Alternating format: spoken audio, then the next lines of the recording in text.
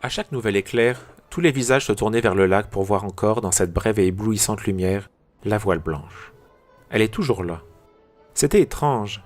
Gaëtan lui-même n'avait plus qu'un désir, voir revenir Jane Servant. On ne songeait plus à se moquer de son accent ni de son chien, ni de sa façon de dire toujours les choses en face. Ce n'est pas aujourd'hui que le fameux gangster vous traversera le lac, plaisanta un des douaniers. Guy lui jeta un regard oblique. Le maire allait et venait. Il était blessé dans son amour-propre. Tous les journaux allaient parler de ce sauvetage tenté par une gamine de 14 ans. Comme s'il n'y avait pas, à Nernier, d'homme capable de faire sortir un bateau par cet orage. On a arrêté votre voleur, monsieur Nolot, dans une ferme de Douvaine. Malheureusement, ce n'est pas l'homme que l'on recherche. Si c'est un bandit de grande envergure, il roule auto et ne se promène pas dans les poulaillers. Il pleuvait toujours et la barque ne revenait pas. Au dernier éclair, on ne l'avait plus vu. Mais il pleuvait si fort que ce n'était pas étonnant. La vieille bonne des Maupin sanglotait. Mon Dieu, pourvu qu'ils reviennent tous. Et leurs parents qui ne rentrent que demain. Ils sont à Genève. Monsieur Nolot prit une grande décision. Allons jusqu'au bout de la jetée et qu'une des barques à moteur attende à l'entrée du port. Il faut être prêt à leur porter secours, préparer des cordes aussi. Il oubliait sa vieille rancune contre les servants. Dès qu'il eut fini de parler, la pièce se vida.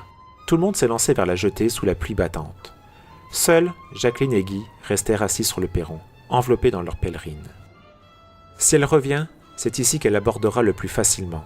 Jacqueline essayait de voir, de percer le secret du lac en fureur. Elle est bien mystérieuse, votre cousine. Oui, approuva Guy. Autrefois, nous l'appelions la cousine inconnue. Elle est encore plus inconnue maintenant, car je suis sûr que mon oncle Daniel ne lui a jamais appris à conduire un bateau. Il parlait d'elle comme d'un papillon, comme d'une petite fille en porcelaine qu'une chic note aurait cassée. Le pauvre homme, que dirait-il s'il est encore vivant? Oui, c'est une drôle d'histoire. Oh, pas drôle, protesta Guy. C'est comme si je voyais Françoise ou Nicole se noyer et sans pouvoir rien faire. Ils se turent de nouveau. Les caisses de fleurs qui bordaient le perron avaient été fauchées par la grêle. Jacqueline ramassa une poignée de capucines toutes mouillées. L'eau sautait jusqu'aux plus hautes marches. Monsieur Nolot a l'air d'être plus aimable avec vous.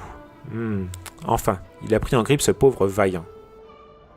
Maman dit qu'il ne vous pardonne pas d'être les neveux de Robert Servant, ce filleul qui s'est si mal conduit avec lui. Ce n'est pas notre faute, bien sûr. Jacqueline se tut. Elle savait que monsieur Nolot avait juré que jamais aucun membre de la famille Servant ne franchirait plus le seuil de sa maison. Mais ce n'était pas la peine de raconter cela à Guy. Avec ce vent qui souffle du sud-ouest, va-t-elle pouvoir revenir à Nernier?